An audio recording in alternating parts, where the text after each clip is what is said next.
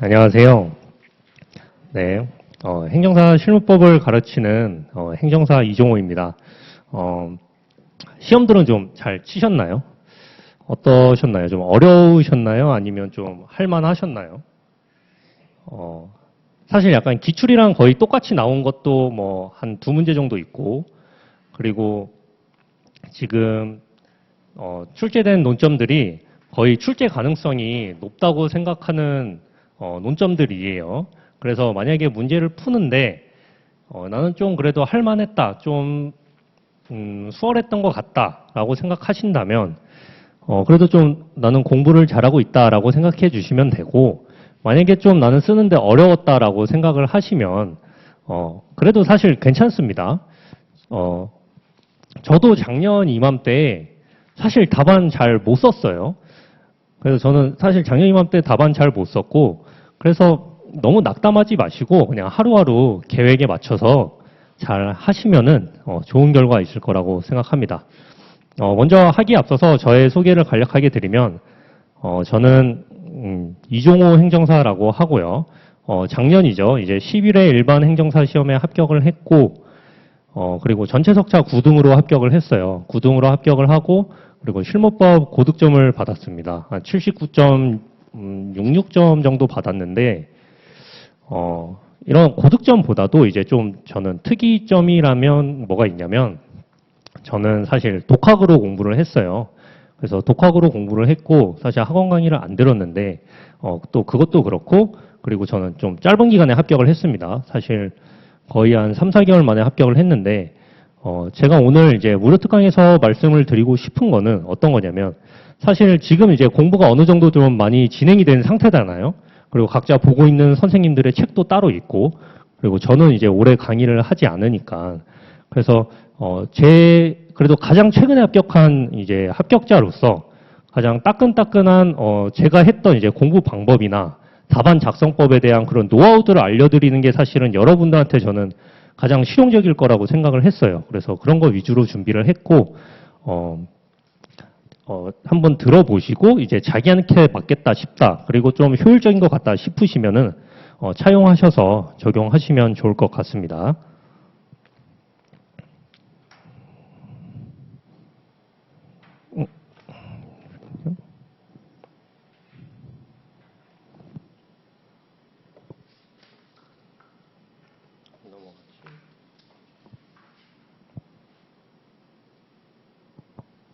네. 이게 오늘 목차고요.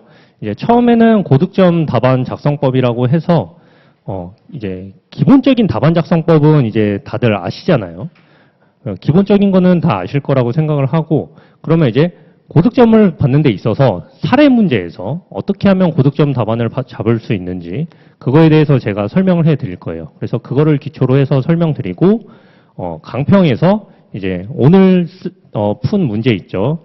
그 문제에서 이제 어떻게 적용을 하는지 보여드릴 거고, 그리고 22년, 23년 기출문제 풀이를 하면서 이제 약술은 오늘 풀지 않고 사례형으로만 풀이를 할 거예요. 사실 약술형은 이제 암기가 잘 되어 있으시면은 쓰는데 사실 어려움이 크게 없잖아요.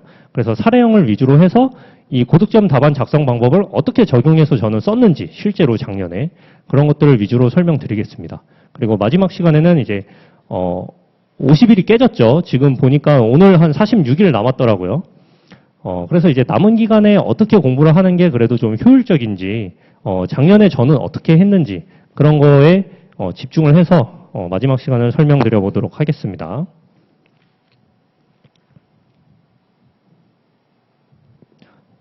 자, 고득점 답안 작성 방법이에요. 보시면은 이제 목차의 논리성, 뭐 설문 내용의 활용, 그리고 문제 제기, 사안 포섭 이렇게 되어 있는데, 사실 여러분 답안 작성을 하실 때 가장 중요한 게 뭐라고 생각하세요? 사실은 이제 많은 분들이 설명하시는 게 있죠. 뭐 로마자 숫자를 쓰고 아라비아 숫자를 쓰고, 그죠? 뭐 이런 거 쓰고 이런 거 쓰고 이렇게 쓰면서 이제 들여쓰기를 하잖아요. 들여쓰기를 하고 뭐 대목착 할 때는 한 칸 띈다. 이런 거 있잖아요. 이런 게 결국은 전부 다 가독성을 위해서 우리가 이걸 하는 거잖아요. 그죠? 그래서 가독성을 위해서 이렇게 하는 거고, 그럼 고득점 답안 작성을 위해서는 어떤 게 본질적으로 중요하냐면 사실은 이해도입니다. 이해도. 그러니까 내 답안이 이 문제를 잘 이해하고 있다는 걸 보여주는 게 이제 고득점 답안의 특징이 되는 거예요. 그러니까 이 문제를 봤을 때, 아, 이 사람은 제대로 이해를 하고 썼구나라는 걸 보여주는 거예요. 그게 사실 고득점 답안이거든요. 그래서 이러한 이해도를 보여주는 방법으로 제가 쓰는 게 이 네 가지입니다. 아시겠죠? 그래서 하나씩 보시면, 목차간의 이제 논리성이라고 해서 저는 이 목차가 우리가 보통 사례 문제를 풀면은 어떻게 되냐면 보통 20점짜리 하면은 10점, 10점에서 논점이 2개 들어가죠. 그럼 이제 문제 제기 하나 하고 그리고 보통 논점 하나 넣고 논점 하나 넣고 그리고 이제 뭐 사안의 해결이나 뭐 문제 해결해서 이 2개가 이제 우리가 보통 암기해서 넣는 목차가 되잖아요. 그러면 이 2개 사이에 논리적 연결고리가 있는 경우가 있습니다.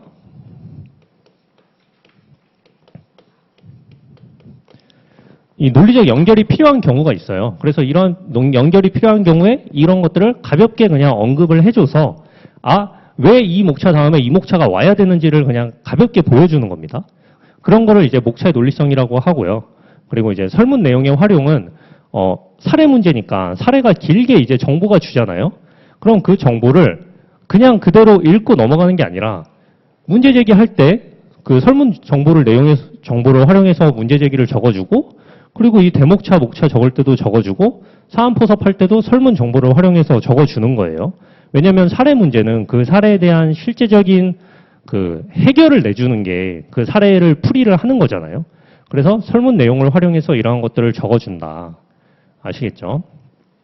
그리고 문제 제기를 할 때도 보통 보시면 이제 문제 제기를 채점자가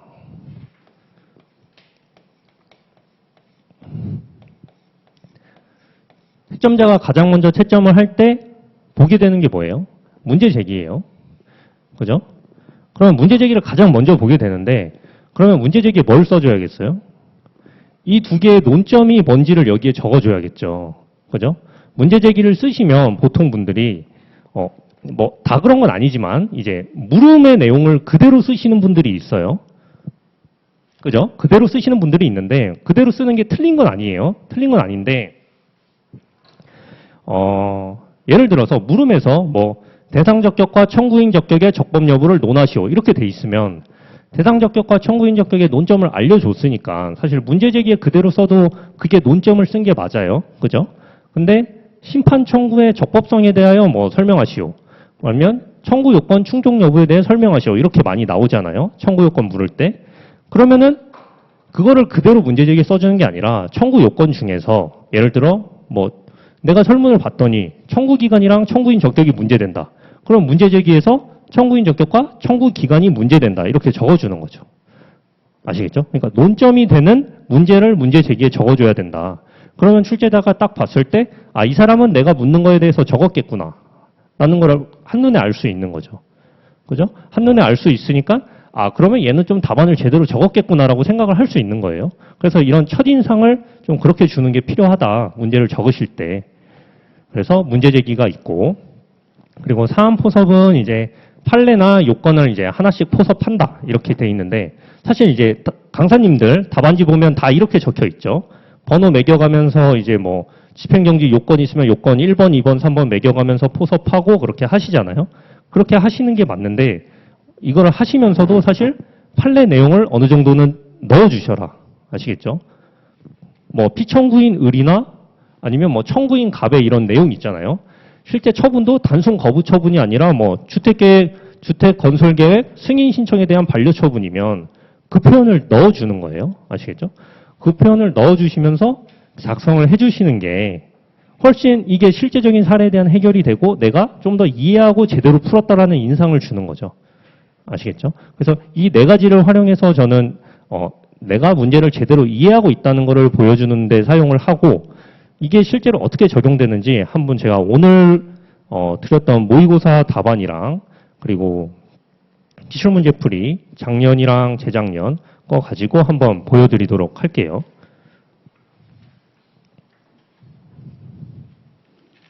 자, 그러면 오늘 모의고사 문제를 먼저 볼게요. 자, 이런 거 사례 문제 푸실 때 당연히 아시죠? 이거 물음 먼저 읽는 거예요. 그죠? 이거 먼저 읽으면 안 되는 거 당연히 다 아시죠? 이제 지금 8월에 오면은 다 아셔야겠죠? 그래서 물음을 보면은, 자, 물음을 봐도 뭘 먼저 봐요? 이거 먼저 보는 거예요. 의뢰 심판 청구는 적법한가? 그죠? 이거를 먼저 읽는 게 아니라. 그럼 심판 청구를 적법한 거니까 결국은 뭐겠어요? 아, 청구 요건이 문제가 되는구나. 그러면 이 문제에서 청구 요건이 뭐가 문제가 되는지 찾아야겠구나라는 거는 일단 인지를 하고 계시는 거죠. 그죠? 그러면 이제 물음 1을 보면 갑의 동물 화장시설 설치 예정지로부터 뭐 200m 내에 거주하는 주민을, 그죠? 주민을이, 자, 심판 청구일 2023년 8월 30일에 취소 심판 청구했다. 그죠? 그럼 취소 심판 청구는 적법한가라고 했을 때 여기까지만 봤을 때 뭐가 나올 것 같아요? 주민이니까, 그죠? 제3자 청구인 적격에서 인근 주민에 대한 청구인 적격이 문제되는 논점이 있죠. 그게 나올 수 있다는 거를 이걸 보시면 당연히 생각해 주셔야 되는 거예요.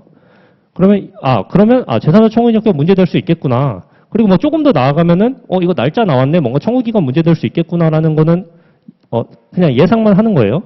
그리고 이제 이 문제를 읽어보는 거죠. 그럼 문제 읽어보면 자, 뭐 갑은 동물 화장시설을 이제 설치하려고 하는데, 그죠?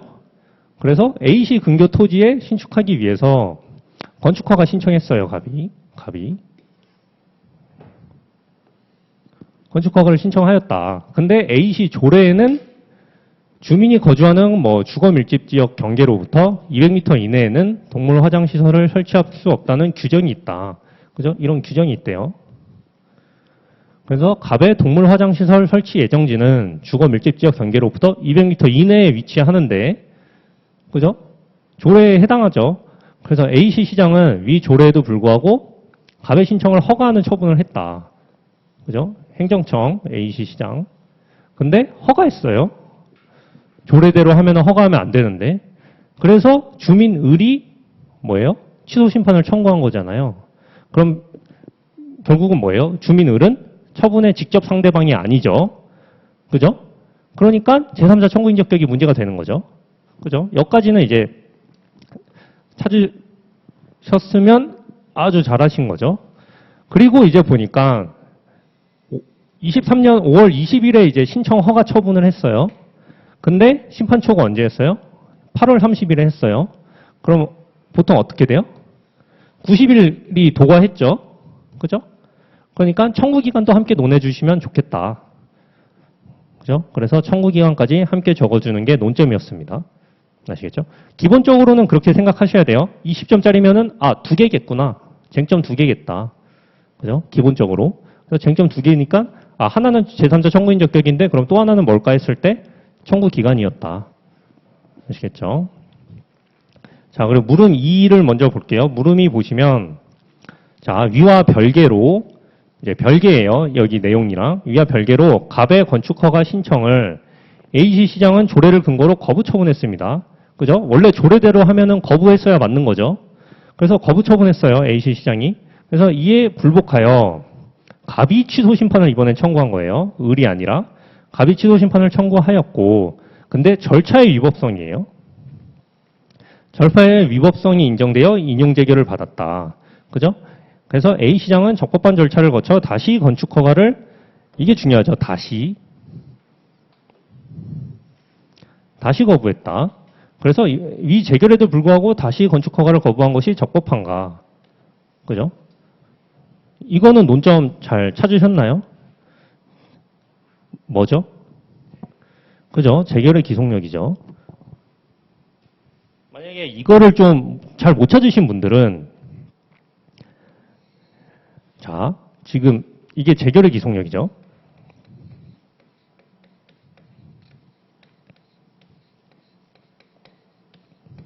글씨가, 그리고 이건 제3자 청구인 적격 문제였고,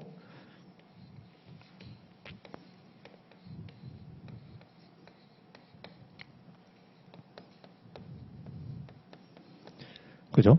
그러면 이 논점마다 여러분 출제가 되는 문제가 그 문제의 문구나 패턴이 정해져 있어요. 그거를 아셔야 돼요. 그거를 기출을 보거나 아니면은 다른 강사님들의 사례 문제집을 보시거나 아니면 사례 그 모의고사를 보시거나 하시면서 논점마다 출제되는 그 패턴을 숙지를 하셔야 됩니다. 아시겠죠?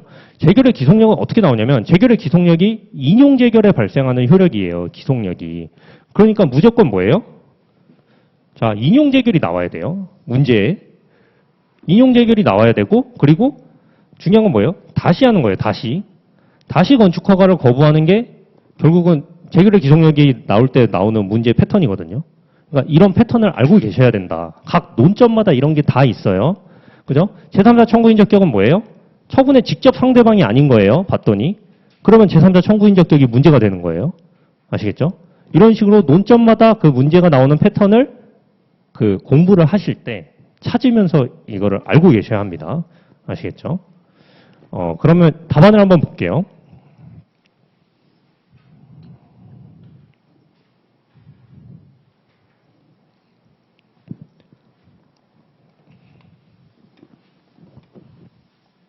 이해 가시죠? 제가 드린 말씀.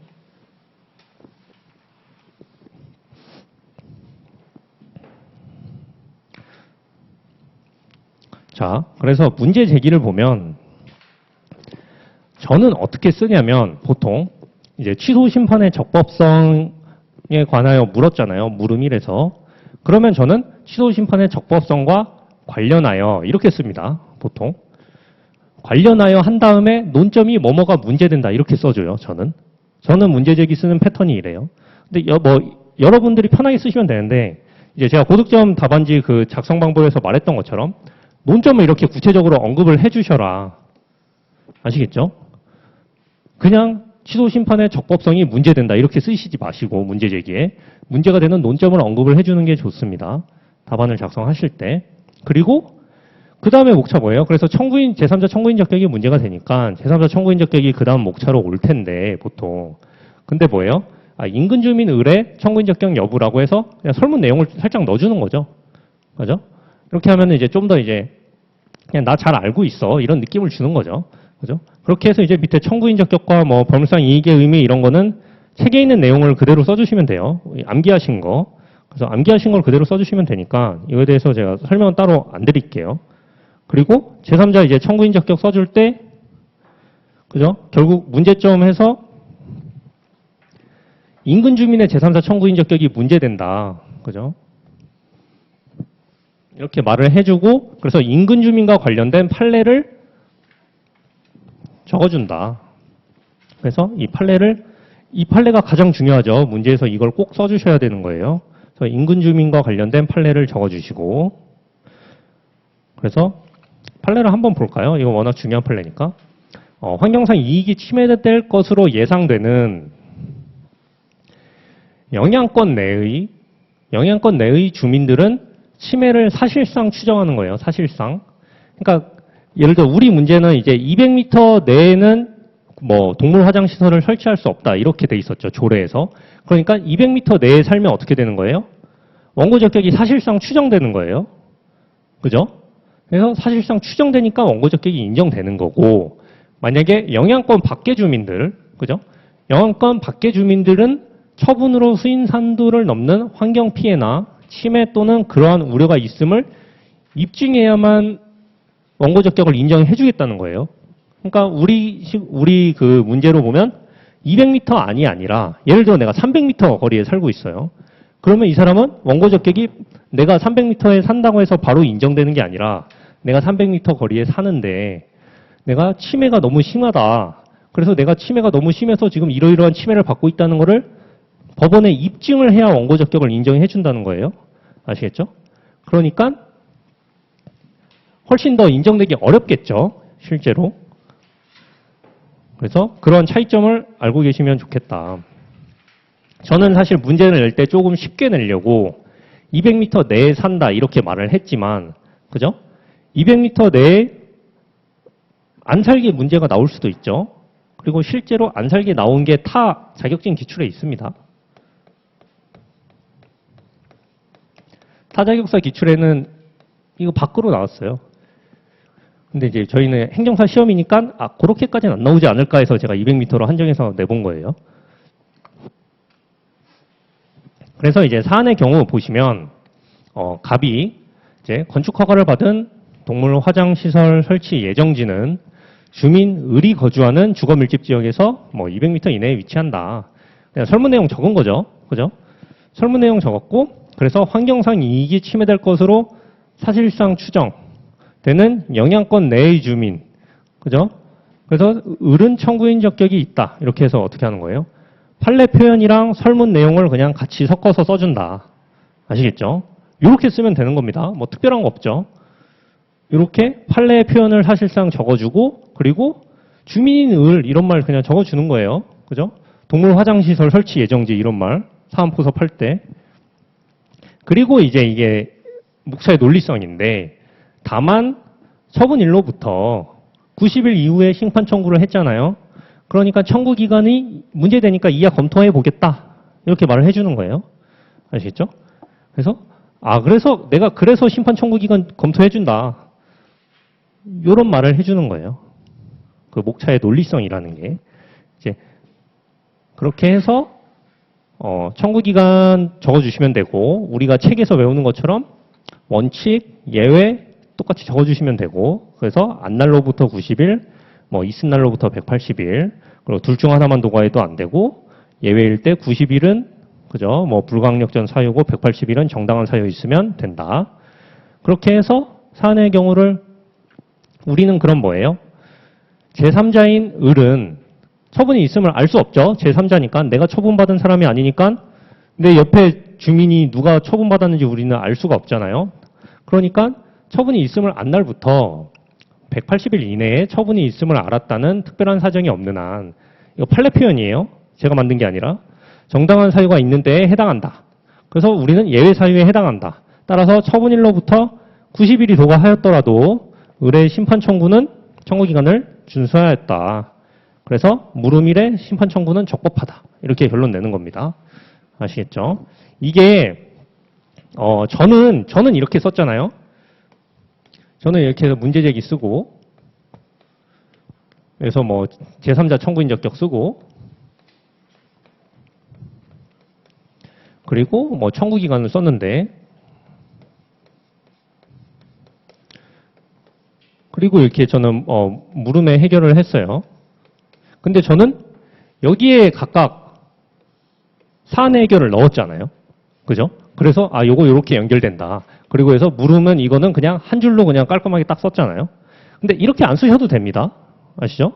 저는 이제 요게 편해서 요렇게 썼는데, 이렇게 안 쓰시고 다른 분들이 많이 쓰시는 거 있죠? 그냥 이거는 그냥 그대로 다 쓰시고, 이제 제3자 청구인 적격 여기서 판단하고, 그죠? 청구 기간 판단하고, 그래서 따라서 결론 뭐다? 적법하다. 그냥 여기 한꺼번에 써주셔도 돼요. 아시겠죠? 이게 더 편하면 이렇게 하셔도 돼요. 자기가 편하고 익숙한 대로, 그죠? 어떻게 써도 차이는 없습니다. 그래서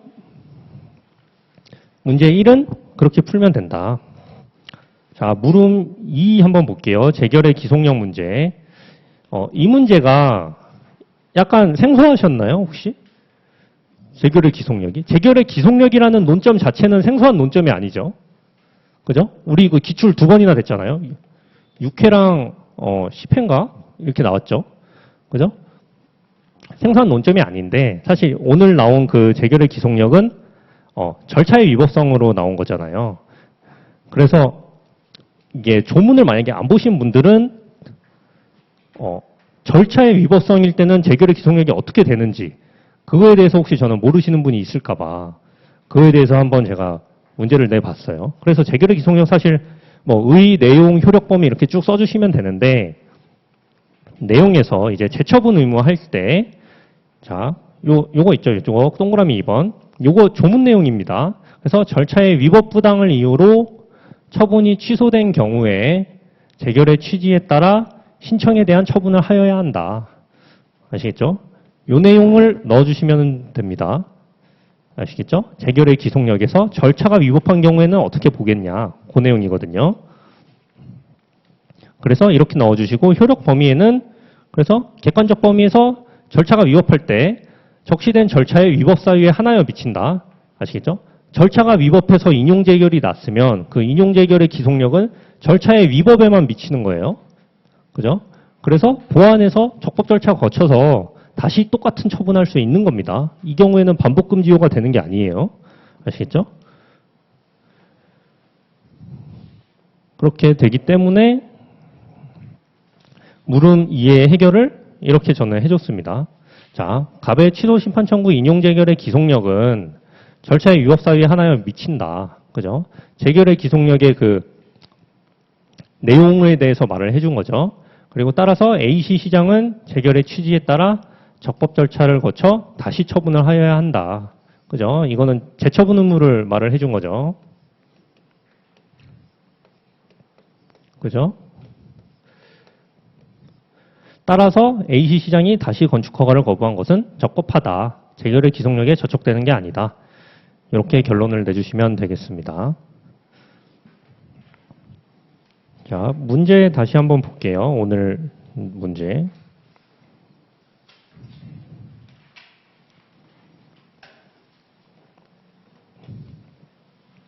자, 사례 문제는 그렇게 됐고, 문제 2번에서는 이제, 행정사 법인의 사무소와 소속 행정사에 관하여 기술하지요. 요렇게 됐어요.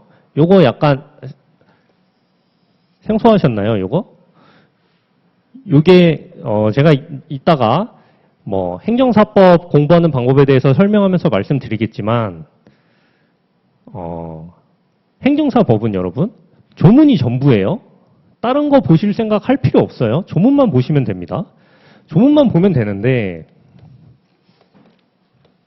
그죠? 행정사법. 근데 문제가 어떻게 나오냐 하면은, 결국은 조문 제목으로 나옵니다. 이거 알고 계시죠? 조문 제목으로 나온다는 게 뭐냐면 그 조문 앞에 있는 몇 조, 뭐, 이렇게 조문 그 제목 있잖아요, 제목. 요걸로 물어봐요, 실제로. 아시겠죠? 그래서 뭐 예를 들어 뭐가 있을까요? 뭐 6회에 나왔던 거, 뭐 사무직원과 그 행정사의 금지행위에 대해서 기술하고 그 금지행위 위반했을 때 벌칙에 관하여 쓰시오. 다 조문 제목이에요. 사무직원, 금지행위, 벌칙 다 조문 제목이고, 그죠? 그리고 또 뭐 있을까요? 10회에서 뭐 행정사 법인의 뭐 업무 신고와 업무 수행 방법에 대하여 기술하시오. 업무 신고, 업무 수행 방법 다 조문 제목이에요. 그러니까 조문 제목으로 묻는다. 행정사법은. 그래서 여러분들이 공부를 하실 때 기본서에는 이제 조문 제목이 아니라 논점 1 이렇게 하시면서 뭉뚱그려서 써져 있는 경우가 있잖아요. 그런 경우라도 거기에서 일부분을 뽑아서 출제를 할 수 있는데 그 일부분을 어떻게 뽑아서 출제를 하냐면 조문 제목인 거를 뽑아서 출제를 한다. 그렇게 생각해 주시면 됩니다. 그래서 오늘 낸 행정사 법인의 사무소나 소속 행정사 이것도 다 조문 제목이에요. 아시겠죠? 이런 논점이 만약에 그 논점 그 대목 차에는 책이 없더라도 이게 조문 제목이기 때문에 이렇게 언제든지 물으면서 문제를 낼 수 있는 거예요. 아시겠죠?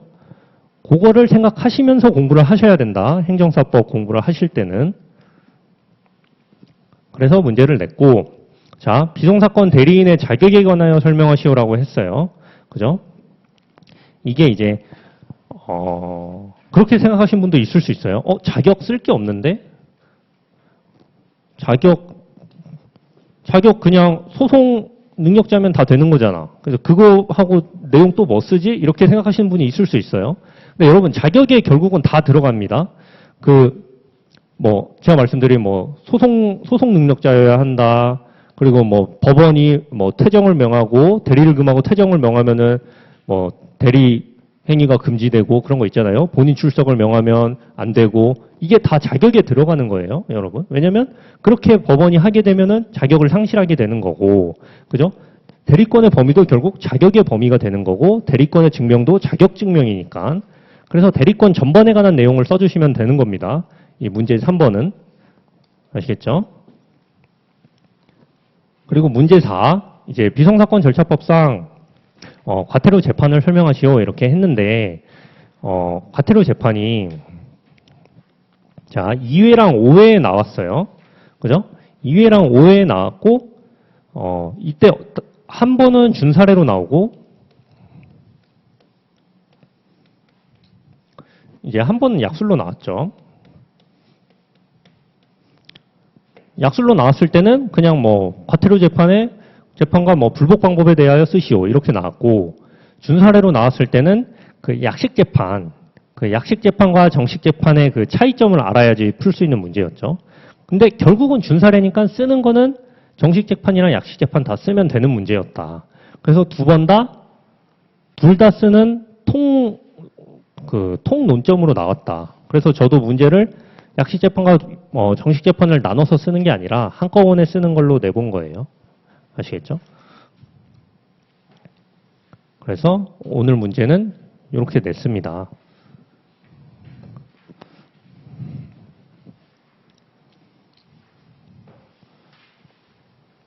자, 약수령 답안은 사실 책에 있는 거랑 뭐 거의 같기 때문에, 여러분들 공부하시는 책이랑 같기 때문에 제가 따로 설명을 드리지 않을게요. 약수령은 따로 설명드리지 않고 바로 기출 문제를 풀이해 보겠습니다. 자, 2022년 10회 먼저 풀어볼게요. 지금 잘 안 보이시니까 그 제가 드린 프린트에 문제가 있을 거예요. 그 프린트로 한번 문제 봐주세요. 자, 문제 보시면 을의 주장은 타당한가 이랬어요. 그죠? 그러면 을의 주장의 타당성을 봐야 되는데, 그럼 을의 주장이 뭔지 보면은, 을은 갑의 건축 허가 신청을 거부한 행위는 취소 심판 대상이 되는 거부 처분이 아니고, 이 주장 첫 번째 주장이죠. 그리고 건축 허가 거부 행위에 대해서는 집행정지가 허용되지 않는다. 이 두 번째 주장이죠. 그죠? 논점을 줬죠, 이거는. 20점짜리인데 논점 2개 줬어요. 그러면 이거 그냥 쓰면 되는 거예요. 그죠? 그래서, 건축 허가 거부 행위가 거부 처분인지, 그죠? 거부 처분 요건 3가지 있죠. 공권력의 행사이고, 뭐, 법률관계 변동이 있고, 그죠? 법규상 조리상 신청권이 있어야 된다. 그거 포섭해서 써주시면 되고, 그리고 이번의 경우에는 이제, 거부 처분 취소 심판에서 집행정지가 허용되는지, 그거 써주면 되는 거예요. 그죠? 그렇게 써주시면 되고, 자, 물음 2 볼게요. 자, 위 재결에도 불구하고, 을이 다시 건축허가 거부하는 것은 적법한가?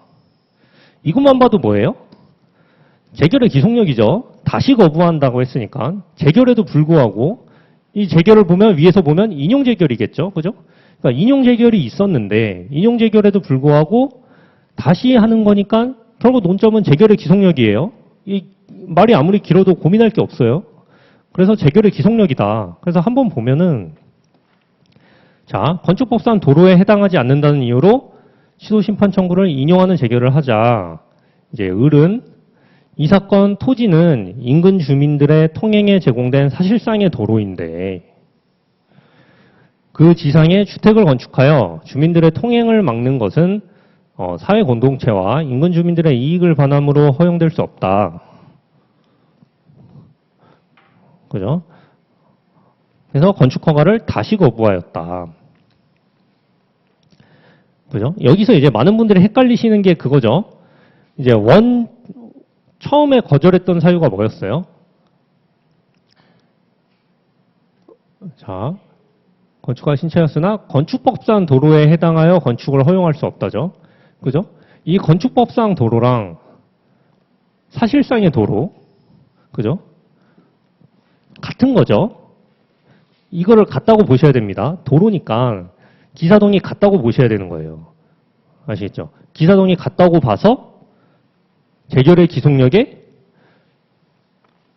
저촉된다라고 판단을 해 주셔야 되는 거죠. 그죠? 이것 때문에 많이 헷갈려서 아마 10회 때 그 꽈락률이 높아지지 않았을까. 실제로 시험 보시는 분들이. 그죠? 근데 이제 재결의 기속력이라는 논점을 찾아서 실제로 재결의 기속력에 대한 그 목차 내용을 다 쓰고 사안포섭을 조금 틀렸더라도 제대로 썼다면은 근데 배점을 어느 정도 다 받았을 거예요. 그죠? 그리고 이제 10회는 특이한 점이 하나 있어요. 뭐가 특이해요? 참고법령을 줬어요, 여러분. 이거 건축법 제11조 1항 3항을 줬는데 작년에는 민법이 이렇게 줬죠. 그죠? 작년에는 민법이 이렇게 참고법령을 줬어요. 그럼 이거 왜 줬을까요? 그냥 읽고 풀라고 줬을까요? 근데 우리 지금 논점 이미 다 찾았잖아요. 이게 필요해요, 사실? 안 필요한데 그러면 준 이유가 없잖아요. 이거를 이용해서 답안을 적어줘야 됩니다. 아시겠죠? 우리는 이미 논점 다 찾아서 풀 수는 있지만 사안포섭을 할 때 참고법령을 이용해서 답안을 적어줘야 되는 거예요. 이거를 무시하면 안 되는 거예요. 아시겠죠? 실제로 작년에 민법이 좀 많이 어려웠잖아요. 꽈락률도 높고 실제로 뭐 학원 시험에서도 뭐 모의고사를 치면 60점이 넘는데 실제 그런 분들이 시험 쳐서 55점을 못 넘었다고 들었어요. 제가 합격자분들도 실제로 주변에 보면 60점 넘은 사람이 거의 없거든요. 근데 제가 민법을 한 63점인가 받았어요. 근데 제가 뭐 특별한 걸 쓴 게 아니라 저는 이 준 조문 있잖아요. 이거를 그냥 열심히 사안포섭할 때 그냥 녹여서 쓰려고 노력을 했어요. 그래서 그냥 그때 작년에 준 그 조문 길었잖아요. 그죠? 이것보다 훨씬 길었죠. 참조 조문이 민법에서 준 게. 그래서 그거를 이용해서 저는 어떻게든 사안포섭에 녹여내려고 노력을 했던 것 같아요. 그래서 1문이 제가 그 민법 1문이 점수가 꽤 높게 나왔었거든요. 실제로. 그러니까 이런 걸 괜히 주는 게 아니다. 이런 거 주면은 무조건 이거 이용해서 답안에 한 줄이라도 적어야 되는 거예요. 실제로 답안 작성하실 때. 그죠? 작년에 민법이 어렵게 나왔으니까 올해는 제 생각에는 실무법이 어렵게 나올 수 있어요. 왜냐면 실무법이 사실 내면은 진짜 어렵게 낼 수 있어요. 왜냐면 이게 행정심판법이지만 우리가 사실 행정쟁송법 파트잖아요. 그래서 쟁송법 파트 중에서 우리는 행정심판만 배우는 거기 때문에 타 자격사의 그 사례들이 많이 기출된 게 많이 있어요. 근데 거기 있는 문제를 끌어와서 내버리면 진짜 어렵거든요. 그래서 실무법이 작정하면 진짜 어렵게 낼 수 있는데 작년에 민법이 좀 어려웠으니까 올해 실무법이 조금 어려울 수 있을 것 같다. 제 개인적인 생각이에요. 그래서 만약에 이런 거 조문 주면은 그냥 죽이 되든 밥이 되든 그냥 어떻게든 이거 녹여서 사안포섭에 쓰는 거예요. 아시겠죠? 논점만 잘 찾고 이거 우겨 넣어서 답안을 작성을 좀 그럴듯하게 해주시면 점수 그래도 잘 받을 수 있습니다. 자, 답안 볼게요.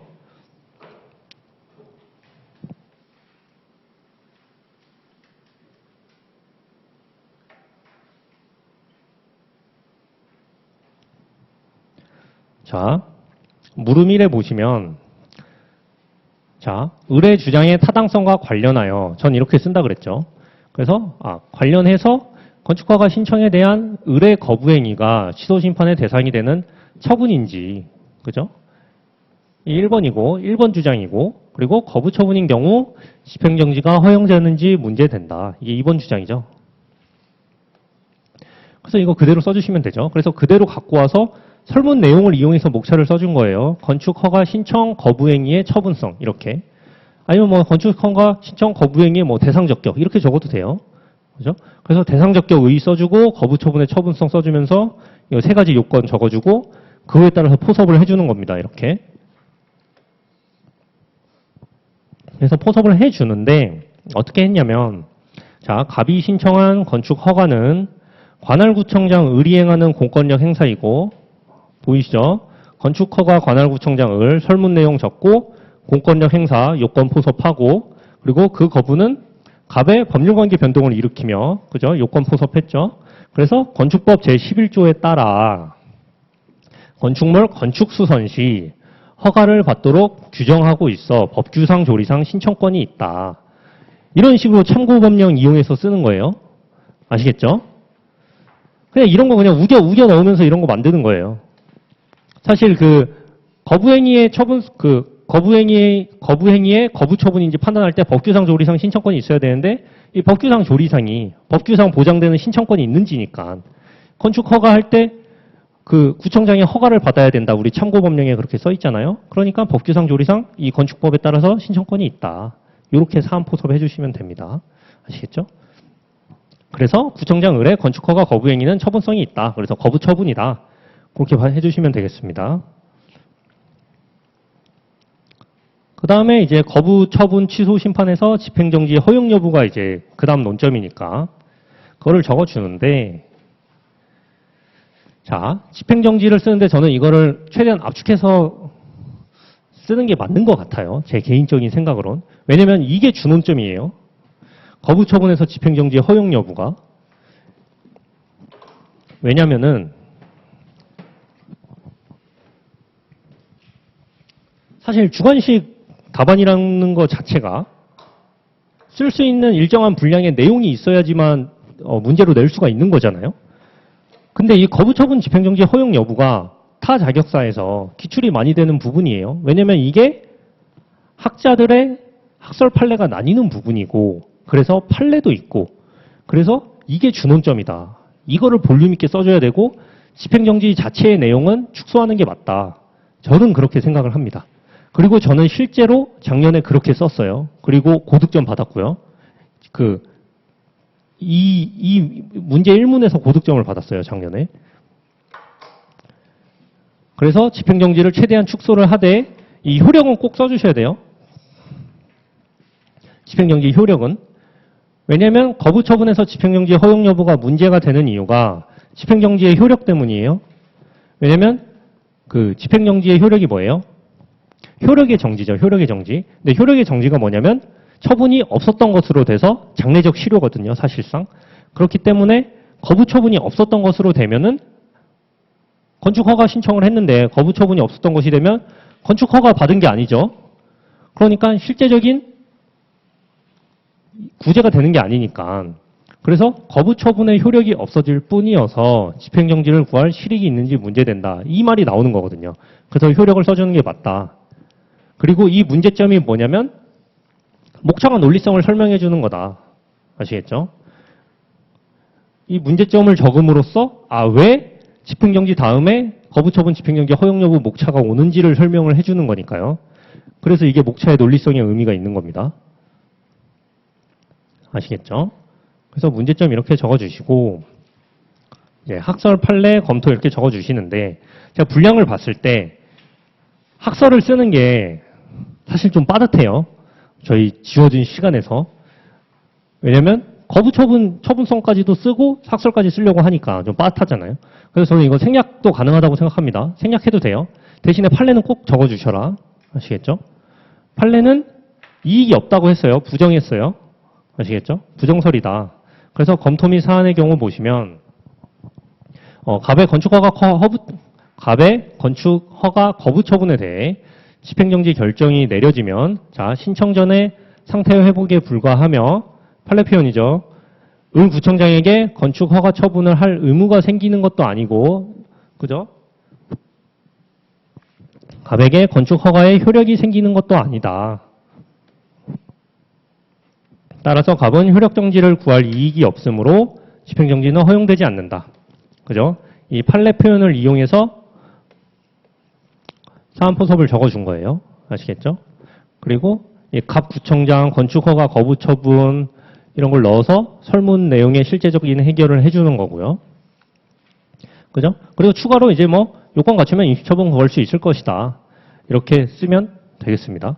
그래서 물음 1에 해결해서 주장이 2개였으니까 각각 판단을 해줘서 을의 첫 번째 주장인 건축허가 신청 거부 행위가 거부 처분이 아니라는 주장은 부당하다. 그래서 1번 주장은 부당하다.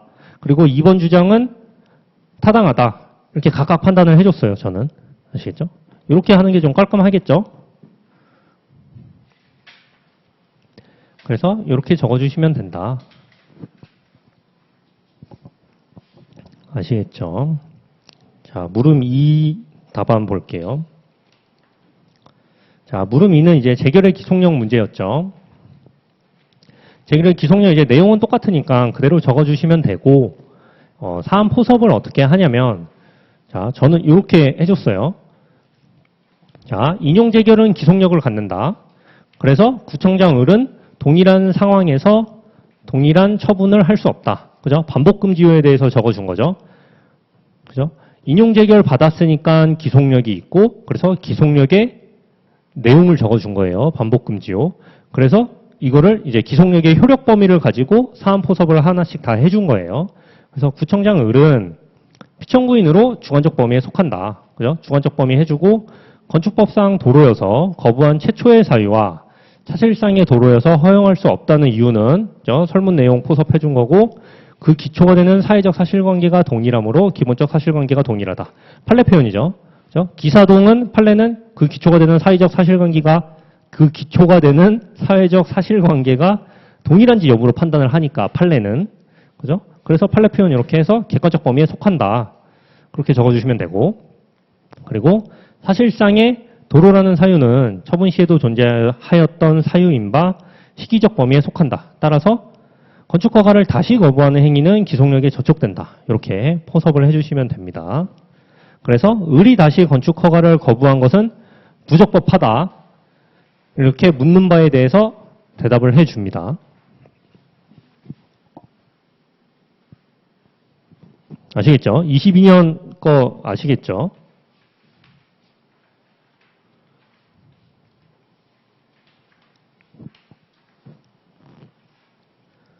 자, 23년 거 볼게요. 23년. 작년 거죠. 제가 시험을 친. 자, 물음 1. 똑같습니다. 집행정지 인용 여부를 검토하시오. 이렇게 나왔어요. 아, 그럼 집행정지 인용 여부가 문제인가 보다. 근데 취소심판에서예요. 그러면 딱 보자마자 어떤 거 생각해야 돼요? 아, 집행정지가 논점인데, 그죠? 근데, 이거 거부 처분에서 집행정지 허용 여부인지가 궁금하겠죠? 왜냐면, 작년에도 그게 나왔고, 사실 4회 때도 그게 나왔고, 그리고, 제 유튜브를 보신 분은 아시겠지만, 저는 이게 나올 거라고 찍고 들어갔어요. 저는 이 문제가 무조건 나올 거라고, 무조건은 아니고, 그냥 높은 확률로 나올 거라고 생각하고 공부하고 들어갔는데, 이게 그대로 나왔거든요. 그래서 이거 보자마자 여기서 찾았죠. 찾자마자 뭐가 있어요? 이 사건 반려 처분. 그죠? 그래서 반려 처분에 대한 취소 심판에서 집행정지 인용 여부니까 뭐예요? 거부 처분 취소 심판 집행정지 인용 여부랑 똑같죠. 결국 뭐예요? 10회 때 22년도에 나온 거랑 논점이 똑같았다. 그죠? 논점이 똑같았습니다. 자, 물음 2는 자, 이것도 인용 재결이 있었음에도 불구하고 인용 재결 나왔어요. 그럼 뭐 생각해 볼 수 있어요? 재결의 기속력이랑 그죠? 그리고 직접 처분이랑 간접 강제를 예상해 볼 수 있습니다. 아시겠죠? 그래서 이 사건 반려 처분에 대하여 아무런 조치를 취하지 않았다. 이게 중요한 거였죠. 그래서 갑이 취할 수 있는 행정심판법상 구제수단에 관하여 설명하시오. 이렇게 물으면 뭐예요? 이게 직접 처분 간접 강제의 문제 출제 패턴이에요. 직접 처분 간접 강제를 물을 때는 이렇게 나옵니다. 즉 뭐냐면 인용 재결이 있어요. 재결이 있으면 재결의 기속력이 있으니까 재결의 취지에 따라서 처분을 해줘야 되는데 그 처분을 안 해주니까 그죠? 그래서 안 해줬다. 아무런 조치를 취하지 않았다. 뭐 아무런 뭐 행동도 하지 않았다. 이런 말이 나와요. 그리고 그래서 그때 행정심판법상 구제수단에 관하여 설명하시오. 이런 식으로 나와요. 직접 처분 간접 강제에 대한 문제를 물을 때. 그래서 이거 보자마자 이거 읽을 필요도 없이 뭐예요? 직접 처분 간접 강제구나. 그죠? 사실상 물음만 보고도 논점은 다 찾은 거예요. 그죠? 이게 되셔야 됩니다, 여러분. 요까지 한 다음에 그때 이제 문제를 보면 이제 세부적인 내용을 좀 보는 거죠. 뭐가 있나. 그래서 A시에 뭐 공공주택난 해소하기 위해 뭐 청년 아파트 건설하면서 갑이 시장 을에게 주택건설 사업계획 승인 신청했다. 그죠? 근데 보니까 근데 시장 을은 구술로만 답했어요. 그죠? 그리고 시장 병이 그 이후에 새로 들어온 시장인 거죠. 그래서 시장 병은 반려 처분을 했어요. 그러니까 이거를 여러분 물음을 안 읽고 설문을 읽으면 이게 난감해지는 거예요. 이거 막 구술로 답했다 이러면서 이거 뭐 신뢰보호 원칙인가? 그죠? 괜히 난감해지는 거예요. 그러니까 무조건 물음을 먼저 보고 문제를 보셔라. 논점 다 찾았으니까 우리는 이런 거에 현혹될 필요가 없는 거예요. 아시겠죠? 그래서 반려처분했다. 그래서 반려처분 취소를 권해 행정심판 및 집행정지 신청을 해서 다음 물음에 답하시오. 특별한 내용이 없었죠. 그래서 결국은 거부처분에서 집행정지 허용 여부를 풀면 되겠다. 그렇게 생각하고 문제를 풀면 됩니다. 답안 볼게요.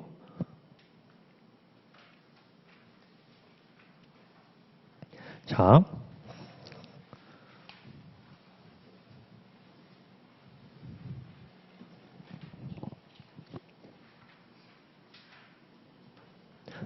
문제 제기.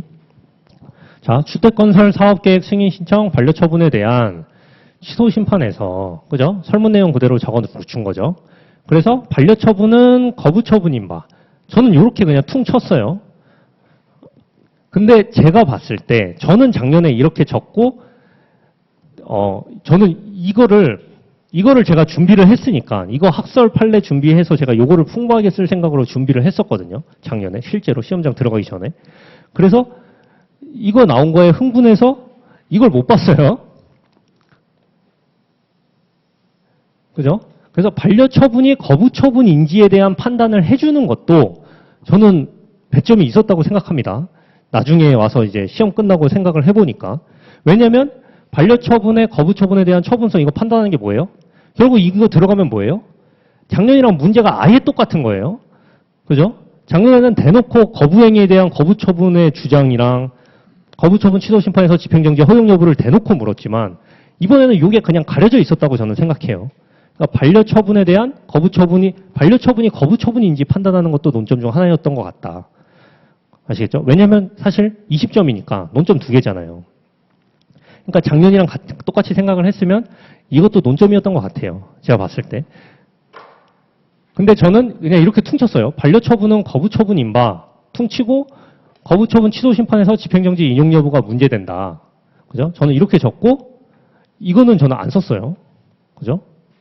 그리고 집행정지 이거 간단하게 축약해서 쓰고 집행정지 인용 여부를 학설까지 해서 저는 이거를 많이 써줬거든요.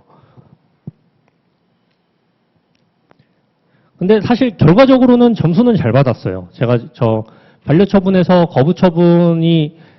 반려처분이 거부처분인지에 대한 판단을 적지 않았지만 결과적으로 점수는 잘 받았어요. 이 문제를 제가 점수는 몇 점, 거의 90점 넘게 받았거든요. 그래서 점수는 굉장히 잘 받았는데 사실 그것도 그 반려처분의 거부처분의 처분성도 판단해 주는 게 논점이었던 것 같다.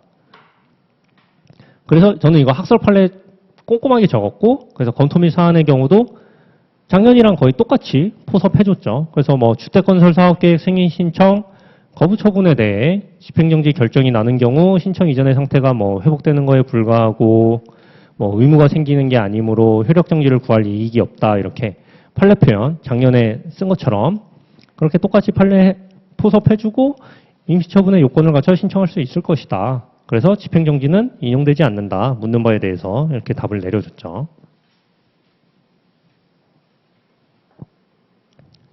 아시겠죠?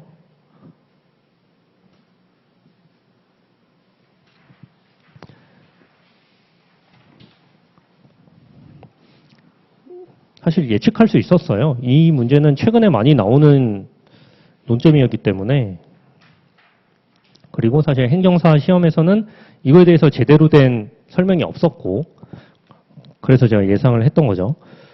자, 물음 2. 문제 제기 보시면 자, 직접 처분과 간접 강제가 저희가 논점이라는 건 알았죠. 그래서 인용 재결의 실효성 확보를 위해 갑이 취할 수 있는 행정심판법상 구제수단과 관련하여 저는 이렇게 한다고 했죠. 그래서 그 다음에 논점, 직접 처분과 간접 강제를 검토한다. 이렇게 논점 적어주고, 그죠? 그래서 직접 처분 적는데 직접 처분이랑 간접 강제가 사실 요건이 거의 비슷하잖아요. 그렇기 때문에 직접 처분에서 요건은 그냥 안 써줍니다, 여러분. 둘 다 쓰는 경우에 간접 강제에서만 요건 써주면 돼요. 이거 제가 정하는 게 아니라 여러분 교수님들이 이렇게 쓰고 계십니다. 실제로. 교수님들이 직접 처분, 간접 강제를 같이 써줄 때 직접 처분의 요건은 그냥 안 써줘요. 의의 한계를 쓰신 다음에 간접 처분에서 요건을 다 적어주시거든요. 그래서 그렇게 써주시는 게 맞습니다.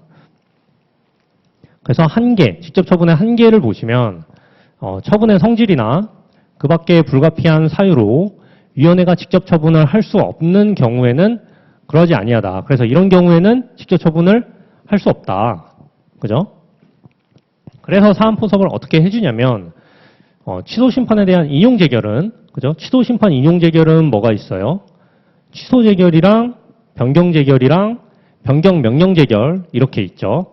근데 여러분 이거 아시죠? 직접 처분은 안 됩니다. 아시겠죠? 직접 처분은 어디에서만 돼요? 의무 이행 심판에서 처분 명령 재결일 때 직접 처분이 되는 거예요. 그죠? 그래서 취소 심판에서는 직접 처분이 조문상 안 돼요. 조문상. 그래서 요까지 불가능하다. 요까지 해주고 추가로 처분의 성질상 자, 이 한계죠. 한계.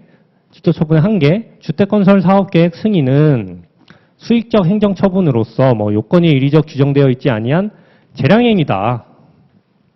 그래서 직접 처분할 수 없다. 따라서 간접강제를 검토한다. 이렇게 해준 다음에 간접강제 써주는 거예요. 매끄럽게. 내가 간접강제 이래서 검토하는 거다. 이걸 말을 해주는 거예요. 아시겠죠? 여러분, 이 처분의 성질이나 불가피한 사유로 직접 처분할 수 없는 경우 이거 아시나요? 처분의 성질 어떤 거 있죠? 지금 나온 것처럼 재량행위일 때 안 되고 자치사무일 때 안 됩니다. 자치사무. 보면 재량행위랑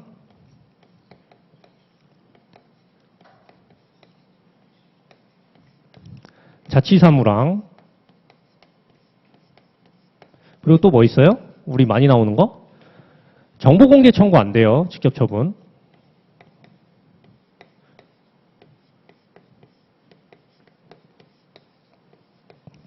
이런 거 안 된다고 생각하시면 돼요. 그래서 이런 걸로 물어보면 이거 직접 처분 안 된다. 그래서 간접관계 검토하겠다. 그렇게 말해주시면 됩니다.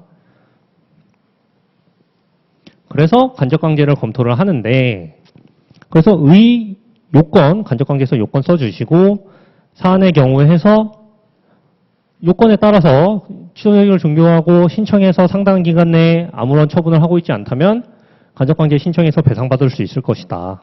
그렇게 적어주시면 되겠습니다. 그래서 물음 이해 해결할 때 행정심판법상 구제수단으로 간접관계가 있다. 그래서 간접관계로 구제받을 수 있고 직접 처분할 수 없다. 이렇게 써준 거예요. 아시겠죠? 내용을.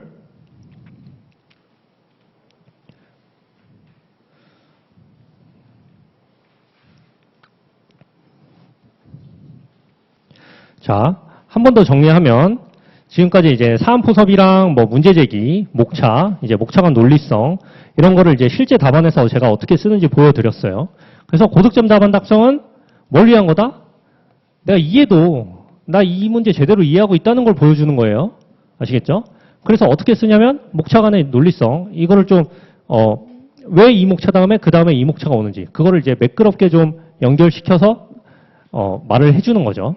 연결을 매끄럽게 해주는 거고 설문 내용을 활용해서 목차나 문제제기 사안의 해결을 작성해 주시고 아시겠죠? 그리고 문제제기할 때 이게 첫인상이니까 출제자한테는 첫인상이기 때문에 논점이 뭔지 분명하게 언급을 해줘라. 그래서 나는 논점 제대로 알고 있다는 거를 어필을 하는 거다. 문제제기에서. 그리고 사안 포섭할 때는 판례와 요건 동그라미 1번, 2번 붙이면서 하나씩 포섭해 주시고 설문 내용을 활용해서 실제적인 해결을 해주려고 해주시면 그게 고득점 답안이 됩니다. 이거를 이제 평소부터 잘 하시던 분들은 상관없는데 만약에 나는 이런 걸 아직 잘 하고 있지 않다. 그러면 여러분 이거 한꺼번에 하려고 하지 마시고 답안 작성하실 때 뭐 나는 이번에 사안포섭이랑 문제제기를 이렇게 해보겠다라고 생각을 하시고 하나씩 해보세요. 이거 하나씩 해보셔서 연습 조금만 하시면 금방 됩니다. 연습 조금만 하시면은 금방 답안 퀄리티가 좋아지는 걸 느끼실 거예요. 그러니까 한번 괜찮다고 생각하시는 거 차용을 한 다음에 한번 적용을 해 보시면 될 것 같습니다. 이번 시간은 여기까지 하겠습니다. 다음 시간에는 이제 행정사 실무법 남은 기간 공부 방법에 대해서 한번 설명해 볼게요.